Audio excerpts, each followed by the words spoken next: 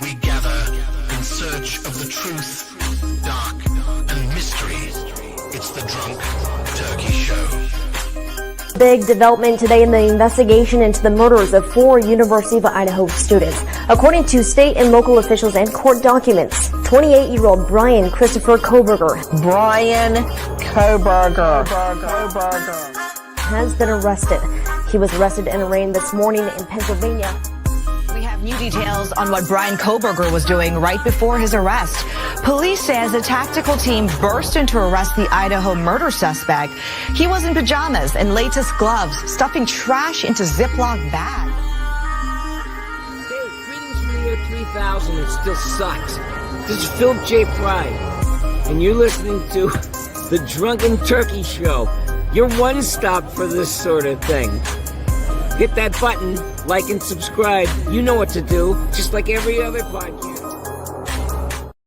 You guys know what to do, just like every other podcast. What is up, everybody? Welcome back to the DT Show. Good to see everybody tonight.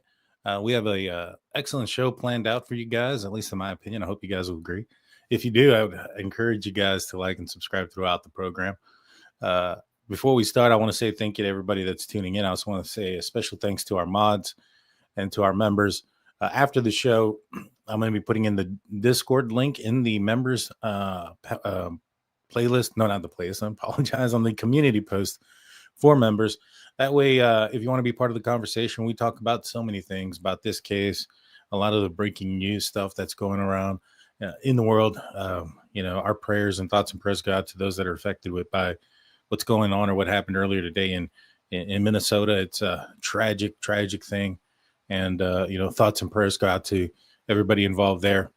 And, we talk about those things and things that we're not typically covering. So if you want to become a member, hit the join button, or is it maybe a subscribe plus now on some devices. And then here after the show, I'll post up the link for the Discord.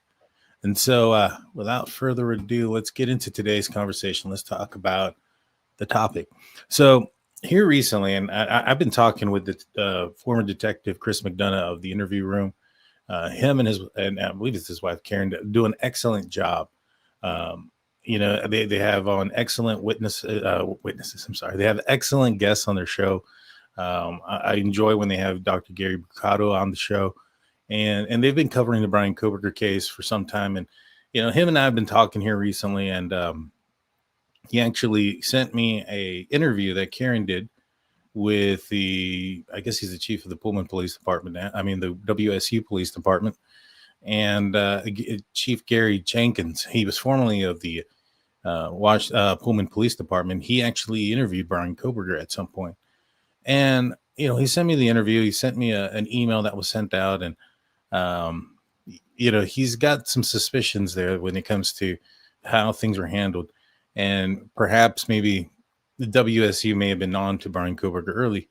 And so I wanted to kind of talk about those things. He sent me his interview and gave us permission to watch and break it down. So let's do that. And then after the show, make sure we go and like, comment, and subscribe for their channel out there on the Interview Room. Like I said, great podcast, and they really get a lot of the guy's experienced, and he's professional. He knows what he's doing. He's investigated hundreds of homicides. So I truly respect him. And so with that being said, this is their interview. And there were some things that I kind of picked up on myself. Oh, I didn't fast forward this. My bad. Admitted killer. The hair on the back of my neck stood up. It was chilling to hear that he was a suspect, and for one, that he had been living on WSU campus. This was on November 28th. They sent a BOLO out to the local law enforcement agencies with a vehicle of interest that they labeled as law enforcement sensitive, meaning that we should not share it beyond the law enforcement community. And the description of the vehicle was a white Hyundai Elantra with between the years of 2011 and 2013. So the first thing about this, and they start off on the interviews program, starts off with a clip of Chief Jenkins talking to Anjanette Levy. Anjanette Levy's been on the show as well. If you guys haven't seen that episode, I highly recommend going back and checking out our playlist. We've interviewed so many people that have covered the case. Anjanette Levy's also one. But one of the things that populate or that just popped out right now is he talks about the BOLO being received on November 28th. So let's just remember that.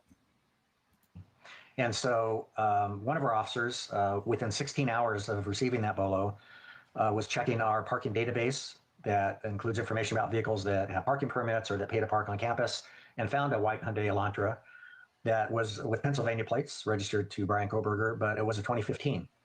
So the BOLO was very specific about the vehicle make, the vehicle model, and the vehicle year parameters and the color. So he didn't submit that as a tip. And then later, that was on graveyard shift. And then later on day shift, one of our officers was driving around and saw that same vehicle parked in graduate student housing.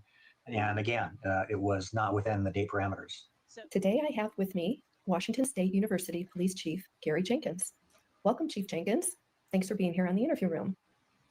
Yeah, for those that don't know what a BOLO is be on the lookout.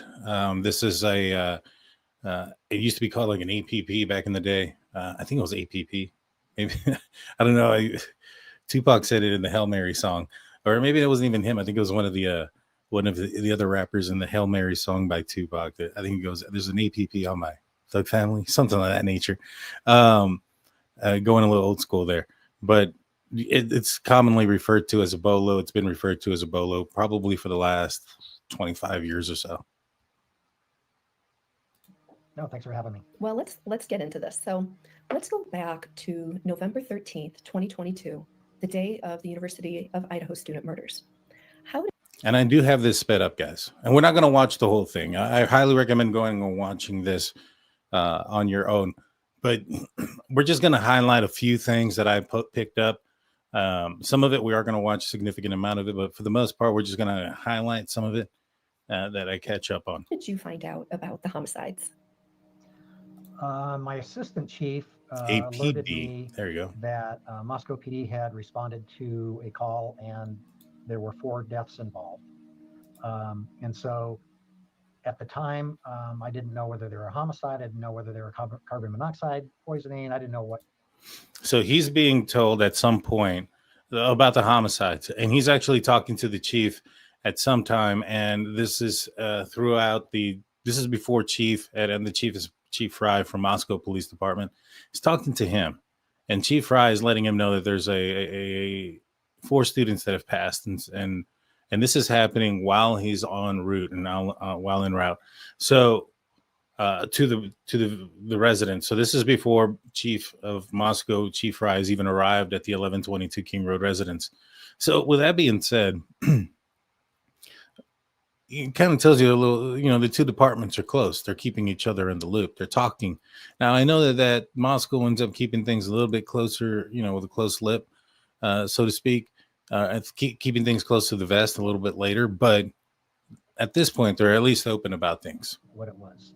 I got on my cell phone and called Moscow Police Chief James Fry just to offer any assistance our department could provide to his agency, because I know responding to a call like that, there's a lot to deal with. There's a lot of things to do. And so I just wanted to offer help. And at the time, he was not in Moscow. He was out of town. He was in his car traveling back to Moscow. And he said, "You know what, let me let you know after I get to Moscow and find out what I have."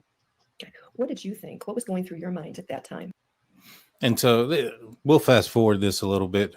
And again, if you want to get a little bit more into everything, by all means, go and check this out. We're not going to go through the entire interview.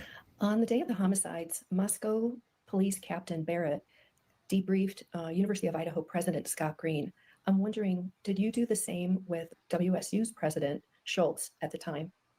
So I did message our senior leadership, including President Schultz, because. So he messaged the senior leadership. This included President Schultz of WSU. I wonder if this is the same leadership that is handling or aware of some of the complaints against Bryan Kohberger, because this is November 13th at this time. November 13th, there was already a behavior action plan for Bryan Kohberger. Staff was already talking about how they were going to handle Bryan Kohberger. And I can only assume, WSU kind of being known for their, or one of the reasons they're known for is that criminal justice PhD program, that some of these senior leaders are probably coming in from that program. Interesting. similar to what University of Idaho did. They sent out an alert to their campus about what had happened.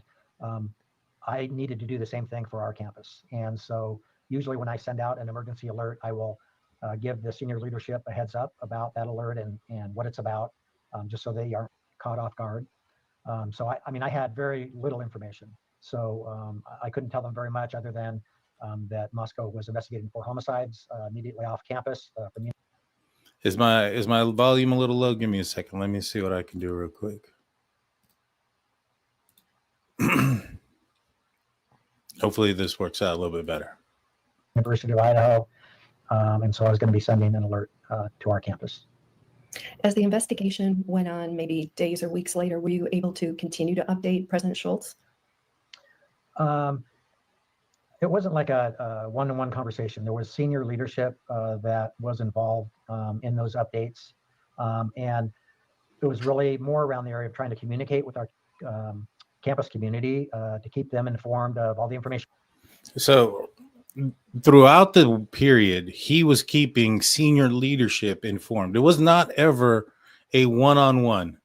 It was never a one-on-one. It was senior leadership. So again, I would assume that a big portion of the senior leadership at WSU is coming from the Criminal Justice Department and their staff. They're the ones that are handling Bryan Kohberger. They're the ones that, in fact, in the end, terminated his position and took his funding away. A move that, according to documents from John Snyder in his report with Moscow Police Department, and in his interviews, was one that he was kind of concerned about because he felt that they could have been, WSU that is, could have been open to a lawsuit. You know, there was another staffer who had mentioned that they had never, in her history of her, for her knowledge, ever taken the funding away from a student. Something to keep your mind on for later. But, you know, just kind of, don't you think that these people that are being aware and being informed of some of the stuff that's going on in Moscow, that they wouldn't have at least suspected? I mean, there was professors and staffers who were saying that Bryan Kohberger was they warned people that he was going to be a future predator. A student of his emailed friends saying that they think he's a murderer. I mean, obviously that was just based off his looks, but not from the staffer. That was based off of off of their, you know, observations of him with students and faculty. Just saying. Like, these people are being informed about what's maybe not necessarily everything that's going on, but they have a huge red flag right in front of them. And we had, so that we didn't want them to be left in the dark. Yeah, they didn't want them to be left in the dark, I'm sure. And I'm not going to be, I'll be honest with you guys, you know, WSU's response throughout this entire time has been kind of iffy. I mean, when Bryan Kohberger pled out and sentencing happened, I think they had like a 2-word, you know, statement, something to that effect. I'm not too thrilled about the handling of WSU. Now let's fast forward a little bit, and they talk about Bryan Kohberger and what they noticed during this interview. And I think I've made some pretty interesting observations about this as well. And let's talk about the first time that you interviewed Bryan Kohberger on that Zoom call in April 2022 for that police intern position. What was it that struck you about him? He just seemed like he was a little bit odd and socially awkward. So let's remember real quick. A whole thing about Bryan Kohberger's PhD program is that he has to be an intern through the police department. It had to be done. They didn't. They gave the position to somebody else.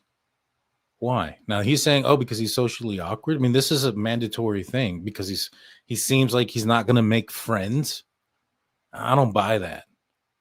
I don't buy that one bit. I think that they were aware of the complaints against Bryan Kohberger. And we'll play this a little bit more, and I think it'll come more to light. You know, that position, that was before I was at WSU. I was a police chief for the Pullman Police Department, and it was an internship at that department. And I was really looking for 2 things in that position. One was someone that was interested in actionable research, not just theoretical research. and someone who can develop a sense of rapport and trust with my staff. Because bringing someone in from the outside who's not from law enforcement. Yeah, but it's a mandatory thing, and a thing that the Pullman Police Department have an agreement with WSU that they're going to allow this to happen, that they're going to allow their interns. It's a mandatory thing if he wants to graduate. I don't buy this. I don't buy this one bit. This all sounds like, oh yeah, they just came up with some excuse to tell the media, and they think it's going to work. I think that they were aware, and the crazy thing is, if Pullman Washington was aware of some of the accusations against Bryan Kohberger, if Pullman Police Department were aware, and it's one thing for the faculty, but it's another thing for the police department nearby to be aware of a guy with so many red flags and not do anything. It's interesting. It's very difficult to develop that trust with law enforcement staff. And all right, so let's see. Where am I? So why not be case? Okay. 7:55. Somebody else. that's right. Yeah. Once he started in the PhD program at WSU, several female students started complaining about him. They said he was creepy and misogynistic, and one WSU professor called him a predator. These were pretty serious complaints. When were you made aware of those complaints about Bryan Kohberger? I had just heard anecdotally about one of those, basically, but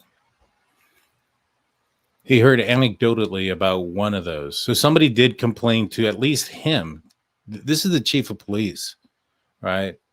This is the chief. Like, not all complaints about people go all the way up to the chief. But he got word of at least one. I wonder how many other officers or other reports may have been.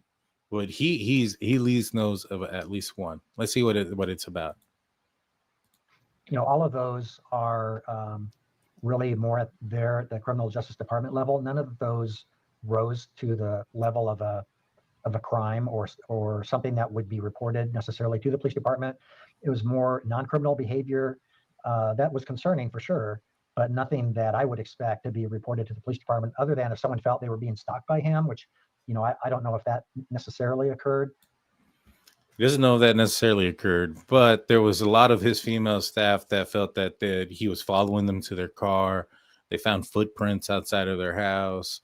He had a name. Even the professor, he said in an interview with the New York Post, Professor John Snyder, that when Bryan Kohberger got arrested, that he went and spoke with Moscow so they can tell him everything he knew. And they told him that Bryan Kohberger had a list of names, and he was only familiar with one, which was a staffer that worked at WSU. There was a lot of complaints against him about following, but he wasn't necessarily sure if there was anything about stalking. Kind of sounds like Moscow. These two places sound so much alike. Like, it sounds like they want to water down the entire situation so they don't scare off students from wanting to attend their college, because this is the lifeline. This is the money. This is where this is how they survive as a community. And I understand that, but by watering it down, you create these narratives sometimes. And I think they're also trying to possibly not have any maybe liability in case there's like some sort of lawsuit, because all these red flags were going on and things. And yet, they allowed him to stay there. But I didn't hear directly about any of that behavior until later on. From the one complaint that you had mentioned that you heard about, what did you think about that? I think it was just consistent with my interview with him. He just, I think he was socially awkward. He didn't. So a complaint came to him that he was just socially awkward. I'm not buying this. I'm not buying that this is the one and only complaint he got. I mean, the one and only complaint that gets to the chief of police about this guy is that he's socially awkward. It's bull crap, man. Come on now. We're not stupid. My interview with him, he just, I think he was socially awkward. He didn't really know how to relate well with people. And so I think others would view him with some suspicion and thought he was probably strange. Yeah. Was there an investigation by WSU that you had heard about regarding those complaints? I don't know if there was, quote, an investigation. I do know that the Criminal Justice Department received those complaints and did do some follow-up, but I don't know what they did in the way of an investigation. Okay. Let's switch gears for a second and let's talk about the white Elantra. When did you first learn that Moscow PD was looking for a white Hyundai Elantra in connection with the student murders? So the murders occurred on November 13th. We received an email from Moscow Police Department as well as other law enforcement agencies here in this region on November 28th, so 15 days after the murders. And this is, that same BOLO went out to the public December 7th, so it was between the murders and when it was sent out to the public. And we were asked, they told us that there was a vehicle of interest that was a 2011 to 2013 white Hyundai Elantra.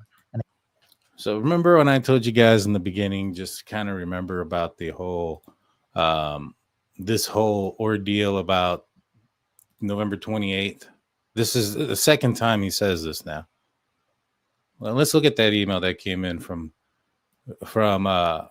So this is from Chris Engel, AOA Confidential. Okay, so no, this is actually the second one. Hold on one second. Let me pull up the first one. There it is. So this one's at 1:59, November 25th. According to Moscow PD FBI, we're looking for a 2012-2013 Hyundai Elantra that is light in colored, white, tan, or silver. Please BOLO for that vehicle. Do not run the plates through Whitcomb. Run it through your MDC. Do not discuss what you're doing over the radio. Do not ask Whitcomb to do anything regarding this matter. Keep track of what you find. Sergeant Engel has been assigned as the Pullman PD liaison with Moscow PD. Relay all information through him. Do not discuss or disseminate this information outside this building. 3 days earlier. Now, why would he lie about this? I mean, maybe he's just mistaken. There's a good possibility of that. There's a good possibility. But he had a meeting, and maybe he just doesn't want this meeting, or somebody had a meeting here. This is at 2:29, about an hour later. Pull another case number as a placeholder, but maintain everything in a separate Word document to maintain confidentiality. When the sensitive nature of this ends, an arrest is made. Update with your casework at the time. Also, they want you to attend a briefing at 17:30 rather than 1600. They'll be asking for the WSU liaison as well. So, I don't know what it could be. If they're trying to hide something here. But he says it more than one time that the BOLO was on November 28th. He even counts out the days, 15 days after the murder. This is the 25th. But, I don't know. Maybe he's just mistaken. Could be just simple as that. I don't want to bust the guy's balls, and it's just a mistake. You know what I mean? And so take that for what it is. But remember also, it said white, tan, or silver, light in color. He's going to talk a little bit about the specifics that they were asking for as an excuse as to why they didn't report Bryan Kohberger's vehicle to Moscow PD. But let's continue. And they asked us not to share it with the public, but that if we found a vehicle that matched that description, to pass that information along to them. Did anyone check the WSU video management system for a white Elantra once you knew that that was the vehicle being looked for? No. For one, it's really, we have thousands of vehicles on campus, and it's difficult to determine the make and model of cars from our system. But what did happen was within 16 hours of receiving that BOLO, one of our officers checked our parking database for a white Hyundai Elantra, and he found a 2015 white Hyundai Elantra that was registered to Bryan Kohberger and found it at his graduate student housing apartment. And then that was on a graveyard shift. And then the next shift, on a day shift, one of our other officers was driving through campus and found that same white Hyundai Elantra at Bryan Kohberger's on-campus housing. The BOLO that we received had very specific information with the make and the model, the color, and the year parameters. The vehicle found by our officers belonging to Bryan Kohberger was a 2015, not a 2011 to 2013. So they just recorded the information. They didn't. And so Karen's going to go ahead and ask, like, hey, so you didn't turn over the information, even though everything else matched outside of just the years. And he says they were super specific about the years. And I was like, they're really not super specific about anything. They say white. I mean, yes, they say 2011, 2013 Hyundai Elantra, white, tan, or silver. Doesn't sound like they're exact. You know what I mean? When they come, especially with the color. I understand, but I mean, when you look at the two, man, you look at the two, the 2014 and 2016 Elantra versus 2011 and 2013, they're almost impossible to distinguish. In fact, these guys got it wrong. That's how hard they are to distinguish. And so I think it should have been reported. And I think had it been reported, I mean, if all they said was like, hey, here's and Karen will ask, like, well, what about the, you would have seen his driver's license. He somewhat matches the height, weight, and the description with the bushy eyebrows. And the chief says that they didn't know those things, that was something that Moscow was keeping quiet. And I understand that. And I don't fault Pullman for not going up and like knocking on their door in that night. What I fault them for is not notifying Moscow about it, because if Moscow goes and says, all right, we're running low on suspects, we just look at white cars, we can start to deduce things based on the description of the person as well. And one of the things that had came to my attention through my interview with Steve Goncalves, father of Kaylee Goncalves, was that he had spoken to some FBI agents, and they said to him that one of the things that they were able to, or would have been able to deduce to also kind of point that Bryan Kohberger was a suspect, was the deduction of vehicles in the area that would match the description of the person that was in the house, the intruder. And so he started saying that, first and foremost, you got, and it's funny because we did this a long time ago when Kohberger got arrested, and we got some of the information. I'd be like, well, how many white Elantras are there? Out of those white Elantras that are out there, how many are registered to males or driven by males? Out of those males, how many were out and about that night at that wee hour, et cetera, et cetera. But they can deduce it even further when they went to, how many were male, how many were above, 5'11", which, I think the national average for height for men is like 5'9". So you really deduce based on height, and then the weight aspect too. He said guys that were of, 25, 30 years old were all usually overweight. And so for his build, height, and to be driving a white Elantra, that they could have easily deduced it. Now, if they would have done that and they would have gone down that avenue, I know this is Monday morning quarterbacking, but had they gone down that avenue, they really wouldn't have needed the IGG, because they could have identified this guy. They could have identified him pretty quickly based on those parameters that were mentioned. And then just gone and have a conversation with him. All those things would have still existed. The phone pings, the phone data that they were able to recuperate. In fact, they probably would have been able to recuperate even more. He probably had, you probably could have kept him from driving across country, obviously. And there's so much more. You could have kept watching him for a little bit. Let's just say you would have gotten his information earlier based on that. And you didn't have to put the BOLO out, because I think that's what ended up spooking him in the end, was the BOLO. He ended up getting that black piece of the hood that's put on there on the Elantra, and that comes out in my opinion, after the BOLO. The reason behind that is we saw the Dateline pictures that they released, and there was pictures that the Bryan Kohberger put on that the Washington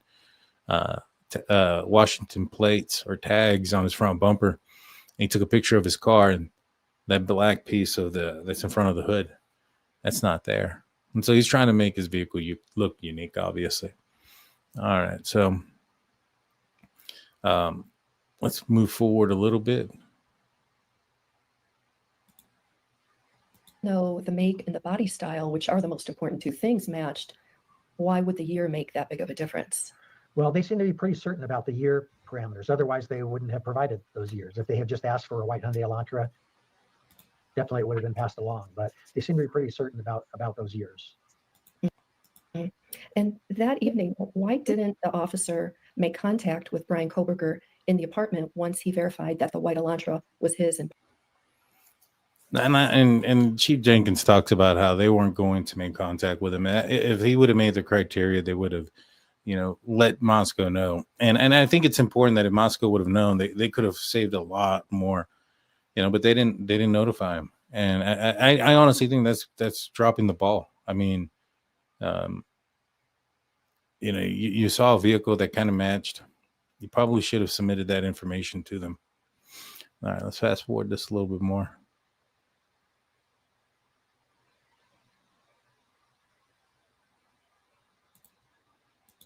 Did the information get to Moscow PD that the white Elantra was on campus and it belonged to Bryan Kohberger? After Kohberger was identified as a suspect, Moscow PD and the investigative team then started running checks of Bryan Kohberger's car to see what law enforcement agencies had run that license plate previously, and discovered that our agency had run that license plate on November 28th and November 29th. Also found out that in October, one of our officers had stopped Bryan Kohberger in that car for a traffic violation. Looking back, would you agree that it was a mistake not to have contacted him that evening on November 29th? No, I don't agree with that. Even if the vehicle met the criteria for that Moscow PD provided, we would have just passed along that information and let Moscow PD know, and then they would have followed up in the manner that they wanted to for their investigation, because contacting him would have interfered really with their investigation and would have tipped him off and would have changed a lot of series of events that potentially could have, there could have been destruction of evidence. He could have done more to cover his tracks and really cause harm to Moscow PD's investigation. Well, do you understand that there is criticism that by not contacting him, it put others at risk, especially the two Indiana police officers who stopped him on the freeway? We didn't know if he would have been armed or dangerous. Yeah, no, I mean, that's true. But the BOLO kind of created that as well, because after the BOLO, that's when he gets in trouble at school. That's when his father buys a plane ticket, flies across country from one day to the next, and grabs his son in this vehicle, and they drive back across country. In my opinion, a manipulation by Bryan Kohberger to get the vehicle out of the area. He was already panicking. He was looking for places to trade in the vehicle and get rid of it. And so, he was aware of those things. He was panicking. He fled. Now, had they not put out that BOLO, maybe perhaps Bryan Kohberger doesn't get angsty like that and he makes more mistakes. But then again, there's a possibility that he might go out there and commit another murder before he leaves. I strongly suspect that there was a good possibility of that. He was searching up knife sheaths quite a bit before the BOLO comes out. BOLO comes out, and when he leaves Moscow, he's no longer looking for knife sheaths and knives. I apologize, I didn't mention that earlier, but he's no longer looking for knives and knife sheaths. Now, the Barnharts from Cellbrite indicated that he was paranoid. It seemed like he knew that they were watching him and things of that nature. If he was trying to replace something that was missing that he thought they were going to come looking for, and he thought they were onto him, that's the moment that he's probably doing those things. I mean, he's already making panicky moves, looking for places to sell his vehicle, et cetera, et cetera. But he's looking for the replacement knife before then. He's looking for it while he's in a good mood, while he's being entered on or selected for the Christmas wish list at the DMV, because he's in such a great mood there. Very similar to like when he bought the first K-bar knife and sheath. He was graduating with his master's degree and being promoted or being recommended to the PhD program at a cross-country campus.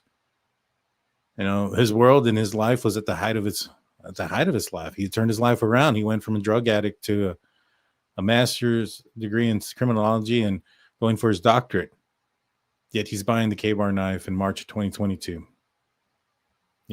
This is before any of the problems at WSU. This is when things are going great. Again, now he's feeling somewhat great because he's just, in his mind, probably thinks he got away with a quadruple homicide. And he starts searching for knife sheaths and knives again until the BOLO comes out.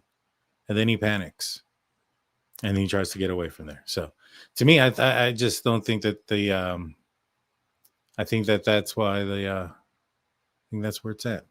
All right, let's continue. Dangerous, but you've got a quadruple murder suspect who was able to leave campus and drive across the country. Well, at the time, the only information we had was a 2011 to 2013 white Hyundai Elantra. We didn't. And they just kind of, use that as an excuse as to why they didn't pass that on. Let's see. Let's move on a little bit forward.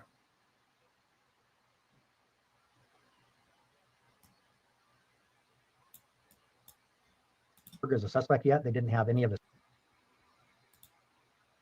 Right. So I guess my question is, if either WSU officers or Moscow PD, the lead investigator, was able to interview him on November 29th, do you think that could have changed the course of the investigation? I doubt it. I mean, at that time they had, I don't know exactly what evidence they had at the moment, but since they weren't looking at Bryan Kohberger as a suspect yet, they didn't have any of the cell phone records, cell phone tower records. They didn't have a lot of evidence linking him to the crime. And so an interview at that time, they didn't really have a lot to press him on, or really anything to press him on. He had a white Hyundai Elantra, which, one of the reasons it wasn't submitted, other than just being outside the year range, is there's a lot of those around. It's interesting when you start looking for a certain make, model, and color of a car, how many there are. And so yeah, but you can deduce it like we mentioned before. You start looking at males, you start looking at age ranges, you start looking at height of those people. So if you start getting all these individuals and then you put them in a database, it shouldn't be very difficult to try to wean out. All right, this guy's 5'6", 5'8", 200 pounds. Out. I mean, you start deducing that and you start narrowing down those individuals, and then I mean, it shouldn't have been very long or hard for somebody to have noticed his name from WSU or from the Pullman area because of the problems that he was having and the red flags that he had. They were receiving hundreds of tips a day. And this would have been just another tip that, again, didn't meet the criteria that they were looking for. They had no evidence against Bryan Kohberger. They had nothing pointing towards Bryan Kohberger. There were lots of people out there driving white Hyundai Elantras. And so I don't think that they were interested in interviewing everybody that had a white Hyundai Elantra. I think they really wanted. Well, they didn't need to be interested in everybody that drove a white Hyundai Elantra, but you're probably looking for people that are the ages between 20 and 35, 6 foot or taller, or put it 5'10" or taller, with a slim build with bushy eyebrows. And you start going through those registered owners.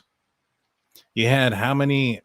I mean, there was $1 million that was set aside from the state for them to do this investigation. They had FBI agents, Idaho State Police. They had a lot of people working through the massive amount of tips and stuff. And when it comes down to it, I mean, what did they really have as far as all the evidence? They had a lot of footage that they were going to go through. And when you narrow it down to the specific timeframes in which they were looking for, it's not really that much. I mean, that's one of the complaints that Ann Taylor had, right? That there was a tremendous amount of evidence, and prosecution said, no, not really. A lot of it is useless, useless stuff that's not there or not during the time of relevance. And so, this is excuses, in my opinion. They could have easily, in my opinion, they could have easily figured this out before even getting the FBI or the IGG involved. Bryan Kohberger made so many stupid mistakes. That's the one thing I don't get about the Probergers. They come out here and say, oh man, this don't make sense. That don't make sense. He did this, he did that. And I'm like, if he did so many stupid mistakes, why are you so surprised he got caught? Like, really? White Hyundai Elantra and to pass that information along to them. And for us to do anything else would have been against their request and would have interfered with their investigation. Okay. All right. Is there anything that I haven't asked you that you'd like to mention? No, I mean, the only other significant thing was when they did get a DNA result back where he was identified as a suspect. At that point, they did let us know that Bryan Kohberger was a suspect in the case. And at that point, he had already been on his way to Pennsylvania. And so we just worked in cooperation with them to prepare search warrants for his office and graduate student housing on campus here at Washington State University, and synchronize our searches here with their search and arrest in Pennsylvania. And what date was that when they let you know that he was the suspect? That was on December 20th. I believe they found out on December 19th. I'm not positive about that date, but I was notified on December 20th. Mm-hmm. December 19th was the day he was let go as a teaching assistant by WSU. He doesn't answer for that one, actually. He just pauses there. So in the end, let's just kind of break it down. December 19th is when they notify Bryan Kohberger that he's being terminated. I know he flew away, and I knew there was some things that may have occurred, but I don't think that they were aware that they were going to terminate him at the time of the last incident.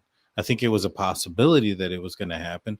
And the reason behind that is because you had people that were arguing for and against it. You had John Snyder, who was saying that he wasn't really for it because he was afraid that they were going to sue him, and all these other things. And yet he gets notified, and he's claiming it was the 20th, right? Conveniently, the day after they notify Bryan Kohberger that he's fired. But Bryan Kohberger's dad had purchased a plane ticket to fly back from Pullman to Philadelphia on January 20th. So he had every intention on going back. I think that Bryan Kohberger felt that he was going to go out there, sell his car, get rid of it, and then drive back across country with Pops again in a different car this time. And then his daddy was just going to fly back. And I think he had every intention on going there because there was probably some sort of suspension or something to that effect. And, I think it was dated for January 20th. So it was well after the school year had started. So I think he had something planned or scheduled for, I don't know, maybe some sort of arbitration or something to go and talk to them. And I think that even Howard Bloom mentioned that he was going to have his opportunity to explain himself in front of a board and et cetera, et cetera. But the day that they find out his name is the day that they also fire him. Just kind of sounds like WSU panicked. They got his name. They knew of all the problems that they had, and they panicked. To me, they didn't allow him to become a intern police officer. Remember that? And we talked about that earlier. Let's add that in with this here, with them panicking and knowing. Is it possible that they saw these red flags and that was one of the reasons why they didn't choose him to be an intern police officer? Because it's guaranteed, it's mandatory that he has to do it. And this whole, I'm looking for somebody that's going to make friends. I ain't never heard that in an application. That's just ridiculous. I've never heard that. When you become a police officer, you usually lose friends. People that, a lot of people don't like cops, believe it or not. They talk a lot of smack and they hate them. And people will, when a person becomes a police officer, there'll be certain people who won't want to associate with those people and with the now new officer because of their profession and things of that nature. So, I've never heard that before. We wanted guys to make friends with our staff. It's interesting. It's an interesting dynamic. But then again, this is a different place than Texas. I don't know how they run their things out there. Apparently, you only have to be in jail for 6 hours if you get busted with meth and while driving, like the DoorDash driver was. That's their new rule. It's a Class C misdemeanor for certain drugs or whatever the case may be. It's insane. It's insane. Now, I'm not saying that the DoorDash driver had meth. What I'm saying is that during that pullover, the body cam of that traffic stop, the officer says, if you have meth, it's only 6 hours. And it's a class it's like a traffic ticket. So, I don't know. Maybe I'm wrong. But to me, it seems like WSU was aware of the problem that they had. It seems like they were aware of what was going on, obviously, just across the border there. I'm just so shocked that those lines never crossed. That the chief of police for the Pullman Police Department is talking with the senior and staff for WSU, who are most likely probably part of the criminal justice program, and yet they never mentioned Bryan Kohberger. I don't buy it. I don't buy his reasoning behind why they didn't hire him. Especially with all the problems that they have. You mean to tell me that this guy's going to apply for the position and the police department's not going to go and see how he's doing in school? And I looked it up. I looked up the Pullman Police internship. They do a background check that should require them talking to the current employer, see what kind of person he is. I can't believe that they would go and talk to WSU and he not get the position just because he's socially awkward and have all these complaints and that have nothing to do with it. To a certain extent, it's almost like, was WSU, and you guys let me know in the comment section, the WSU, were they suspicious and maybe just trying to avoid turning it in because they wanted to avoid the possible media attention that it would bring? Oh no, I don't know. You guys let me know. I'm going to answer y'all's questions now. Let's look at your comments and questions. If you have anything for me, hit me with a couple of stars before the comment so I know that you're referring to me.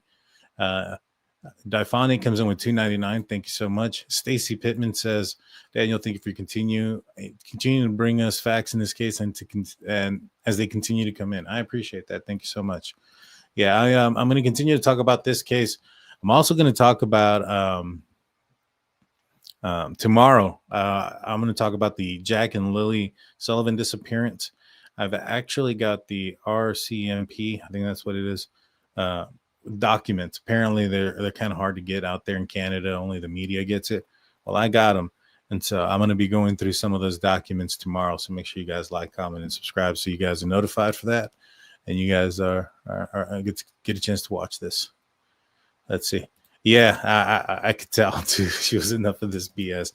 It doesn't make sense to me. There's a disconnect here. There's some problems. He didn't get selected for the intern police department position.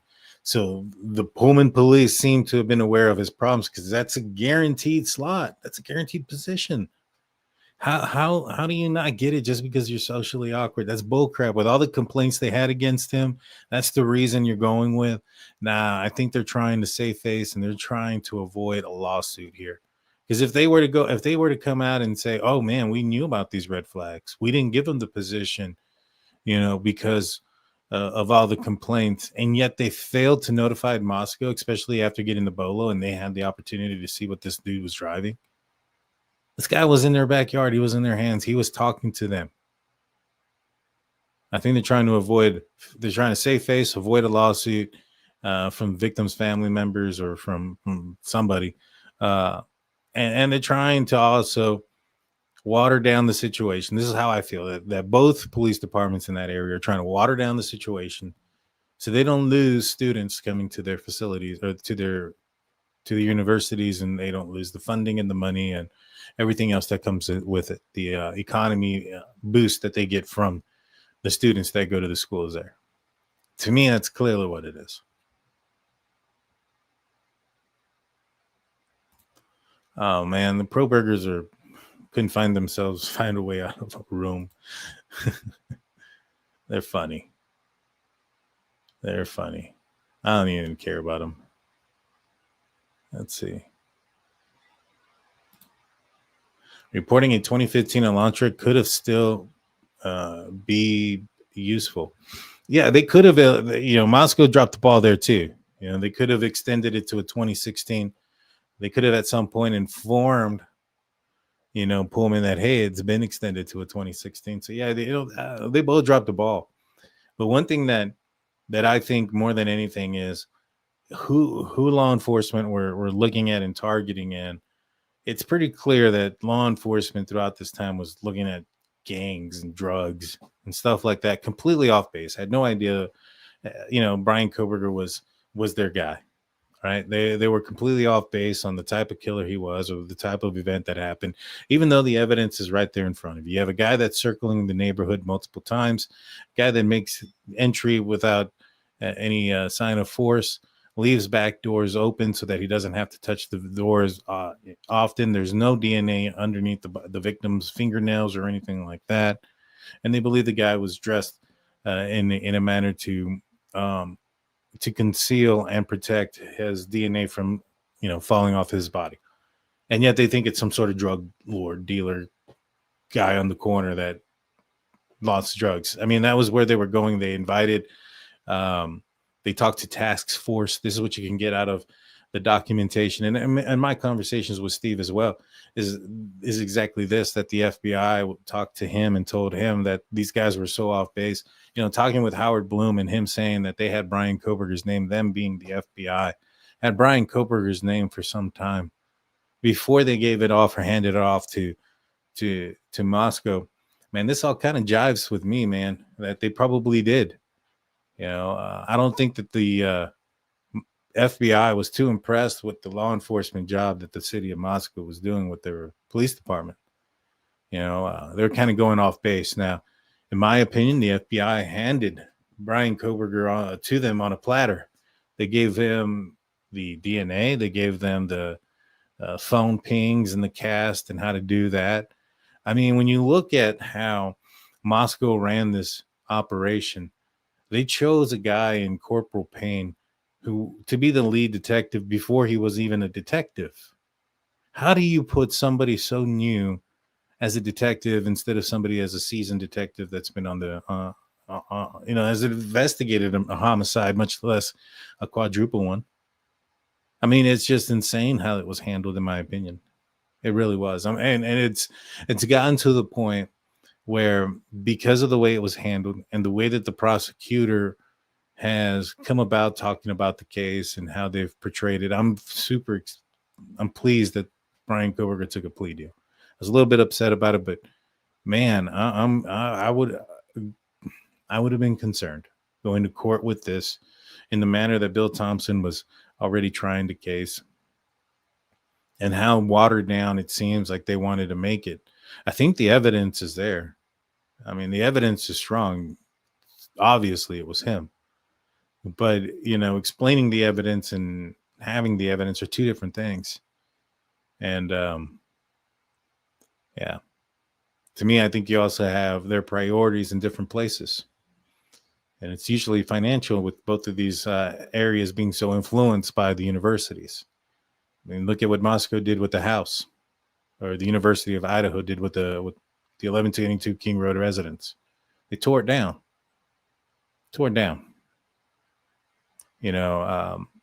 Obviously the defense wasn't arguing for it. The prosecution didn't care for it either. And they allowed the university to do it. This kind of tells you where their priorities were in this scenario. And I was watching this documentary not too long ago on this guy who lost his 3 kids to a DWI driver and a nephew, I believe. And he's gone on to say that he forgives the guy and that he's actually had some sort of, I guess, relationship while this guy's been behind bars. And the guy was young and stupid, and he's going to spend, I think it's like 20 some odd years, 30 years in prison.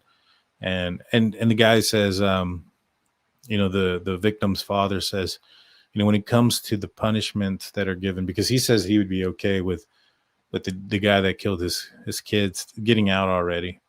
I think he's already served, like, at the time, I think like 7-8 years. But he goes on to say that he believes that the sentencing of criminals is more for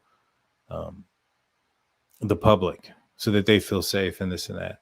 Me personally, I think if you take the life of somebody, you're going to go to jail for a long, long time. And, he's a bigger man than I am to be okay with it. I would probably not been there anytime soon if something like that happened with me. But, he's forgiven and those type of things.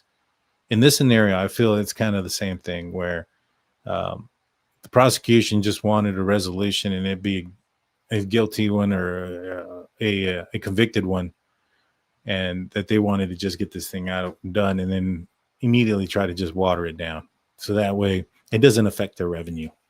That's just my opinion, though. Let's see what's going on. Vanderhoof coming in with $2. Thank you, Dan, for continuing to cover the story. I appreciate you. Thank you. And also being a member for 19 months. Good stuff. Let's see. Put a couple stars, guys. I'm going to go down here now. All right, let's see. Any truth to the rumor? Break in at the school lab for cleaning products. I haven't seen any documents for it. I don't know. I had heard of it from multiple places. I heard of it from one source, and then I heard it from another source that didn't talk to those people at the time. I don't want to give it anything away because it's not. But one of them was Howard Bloom. He talked about it. Another one was somebody else who was not fans with Howard Bloom at the time. And so I don't believe that their sources were from the same place. And so but that was supposedly something to do with the WSU chem lab, but I haven't seen anything in any documents yet, so I can't say that those things were accurate or not. Is the interview on 4/12/22? He wasn't a WSU student yet. That's true. That was while he was still in DeSales, and it was through Zoom. And he was able to tell he was antisocial through that one interview. Through that, I don't buy it. I don't buy it, guys.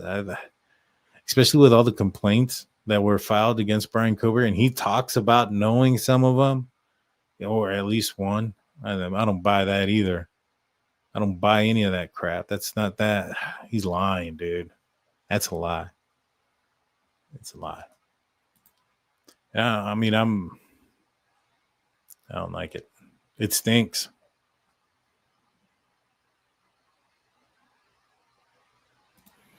The interview with Pullman. Yeah. Hey, man, did I go back?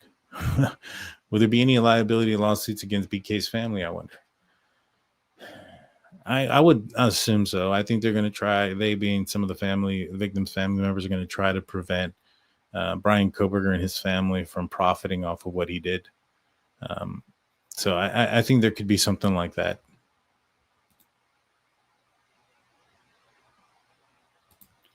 Do you think Payne was picked due to the relationship with the university? Maybe. Payne may have been picked because he could. See, if he's inexperienced, right, and he goes up to somebody from the university and he demands something, that demand's not going to come with as much weight from a rookie detective as it would from somebody who's probably a little bit more confident. If somebody at the university said no, I can see somebody being a rookie being like, oh, okay. But a seasoned detective, like, nah, man, this is what we're going to do, and this is how it's going to be done. People can tell, between the difference. And could it have been because they thought of him as a yes man? Just got the position. You're going to be able to use him how they want. Almost, there's not going to be a lot of kickback from him. But he's now working for the university, and I believe so is. It's weird because like everybody here is now working for the university. Chief Jenkins, he works for the University of Washington. I believe, I could be wrong. I'm not sure where Chief Fry works, but I know that Payne is working for the University of Idaho. It's interesting. Imagine getting sued because you got a stupid kid. More people should get sued for having stupid kids. It's probably starts off there. The apple don't fall far from the tree sometimes. You know what I'm saying? Do you think the firing and the awareness of Bryan being the 19th is sus? 100%. It shows panic, a panic desperation move, and I think that they freaked out. I think they were suspected that he was possibly, but the problem is like, so here's probably what happened. They probably talked about him, and they probably said, "Hey," and well, maybe not. I don't know. Now that I think about it, probably not. I have a hard time believing that they would say, "Hey, we have this guy, but his Elantra is not a 2013. So if we make a big deal about it, that more bad publicity could come over here that maybe isn't wanted, could be bad for him and the university. And if he's not even the guy, let's just keep it to ourselves." Is that possible? Maybe. I can't discount it. I would hope and think that it wouldn't happen. I would always think that I would normally think that no, that's unreasonable. But given how much benefit to the universities I've seen, I don't know anymore. But I do think they panicked and fired him on the 19th, 100%. What could possibly go wrong? Not sure. Let's see. Do you think BK will continue to have money put in his commissary? I thought it would start going towards the victims' families and all the court fees if he received anything. I'm not familiar, to be honest with you. I don't know. Do you think BK will file a late minute appeal? You know, if he does, I think it's another way of him trying to control the scenario and control the situation. To be 110% honest with you, he seems like a control guy. You think BK will file the last minute appeal? Yeah, and I don't think so. I don't think there's any benefit in it. I think he'd have a better shot if he would have gone to court than be like, all right, I'm going to plead guilty, file an appeal, and then go to court. I mean, I think you're going to probably taint more of the jury and thinking you're guilty because you pled guilty now. You know what I mean? I just don't feel that that's the it's a what's that? Is it oh gosh, man, I can't think of his name from Dodgeball, where he's like, it's a brave move. It's a smart move, Cotton. Let's see if it pans out or something of that nature.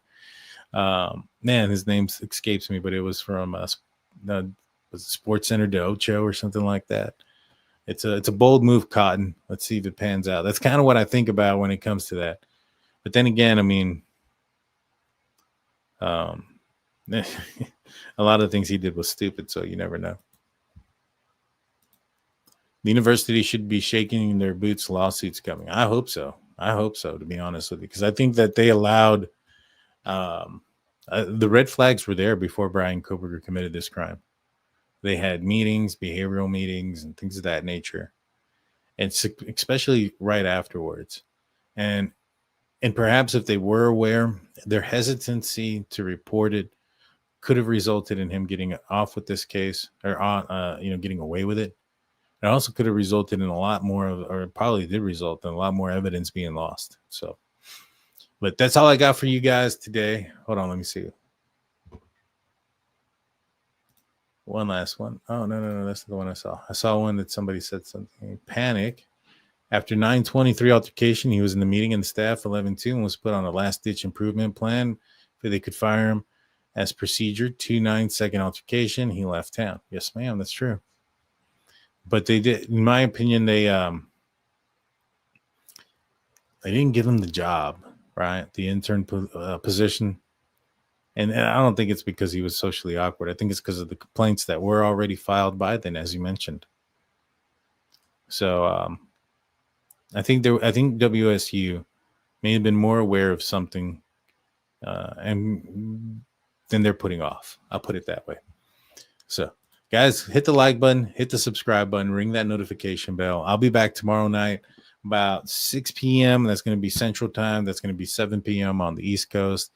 That's going to be 4 p.m. on the West Coast. Don't want to miss me going through some documents about the Jack and Lily Sullivan disappearance. So hit the like button, hit the subscribe button, ring that notification bell. I'll see you guys tomorrow. Peace out. Later.